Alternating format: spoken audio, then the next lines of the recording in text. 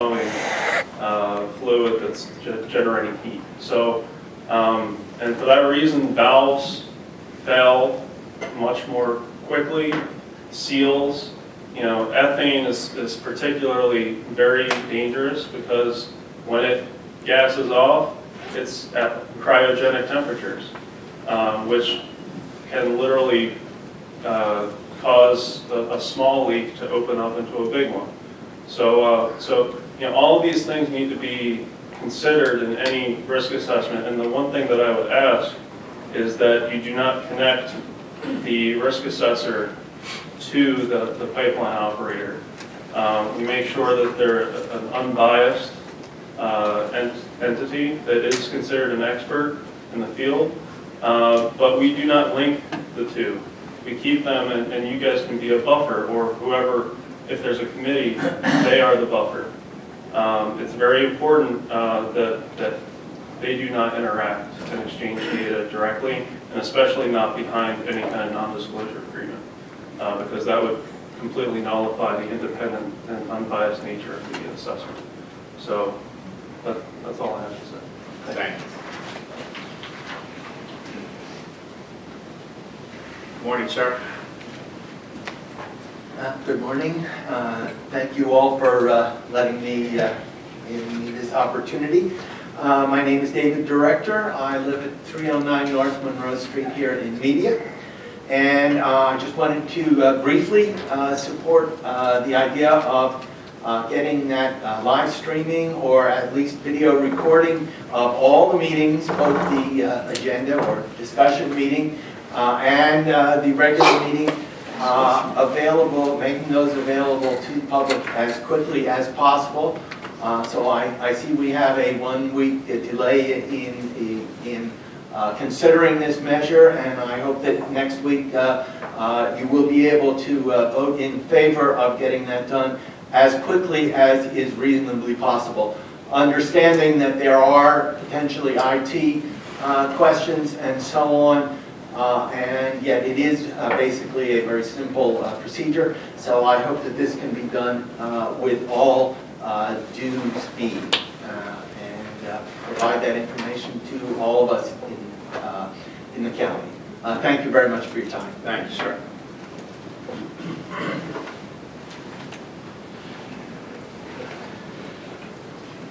Good afternoon, ma'am. My name is Christine Ruther. I live at 18 East Possum Hollow Road in Northern Providence Township. And I'm here, it's a little bit potentially related to the videotaping issue. But I wanted to ask you if you could, as you start moving forward with your planning, especially your IT planning and your contracting and your appropriations, to take a hard look at your website. I mean, I think archiving videos on your website, unless you use a third-party site to host and have a link to it, is going to be a problem. We literally need to bring the county website into the 21st century.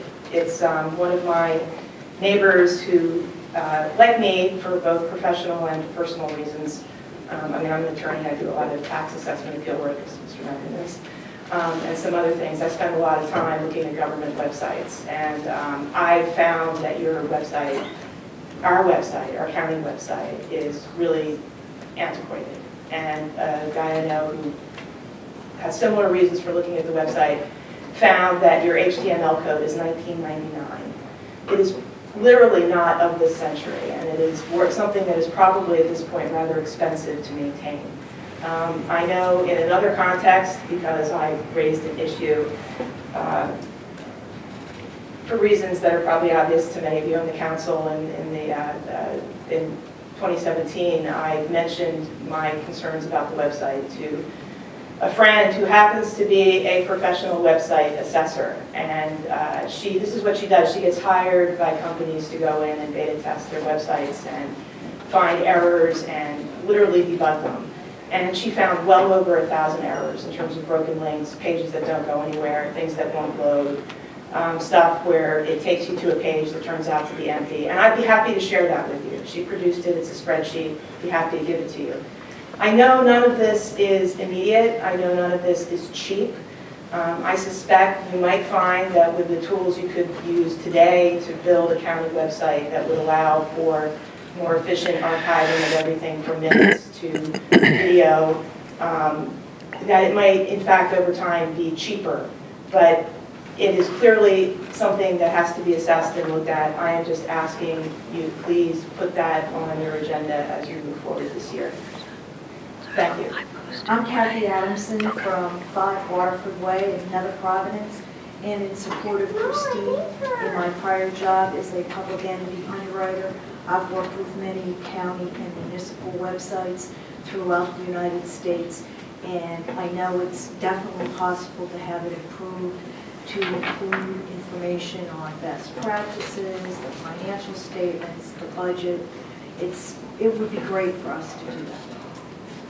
Thank you. Thank you.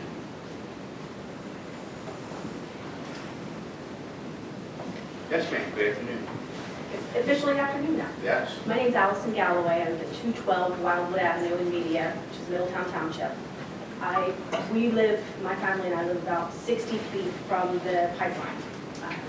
One of the things I wanted to add to what Mr. Kovnat was saying about the scope of the risk assessment. We keep hearing this blast zone, this big scary blast zone, and the pipeline in West Virginia, as Eve mentioned. This is unique.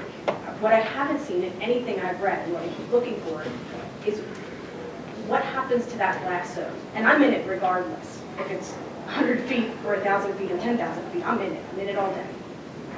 What happens, because we have not one but 2 pipelines right down our street, and that parts of the county sistered together. So Follinsby, West Virginia is a great example of what can happen with a 20-inch pipe. But if something happens to the 20-inch pipe, what's going to happen to the 16-inch pipe next to it, the 8-inch pipe next to that? So I think it's really important to look at that as a whole. My children attend Glenwood Elementary School, which is less than 1,000 feet away from the pipeline. So we're in this. I've been asking from the beginning, from the time Sunoco knocked on my door, for somebody to give me data. Right? In God we trust, and everyone else show me the data that Dr. from Fox 29 says all the time, and I love it. Where is our data? Tell me I'm crazy. Show me in black and white that I don't need to force my family into bankruptcy to move away, because we can't afford to do that. But if I can't live with not knowing the risk, I need to see it in black and white, without Sunoco saying, hey, it's fine, without us saying, no, it's horrible. To me, it's the worst case scenario until the data is available, and it's simply not. We've asked our local township, we're asking the county, we've asked the state, we've asked the governor. Everybody's on board here. Help. Please help us with real, valid data. The smartest man I know, the smartest scientist that understands this, Mr. Kovnat left. He's no longer a Delaware County resident. He lived way further away than I did, and he sold his house and moved his family because he understood the risk. Tells me I need to jump ship. So I'm looking for an unbiased assessment and asking, pleading for your help in getting that. Thank you. Thank you.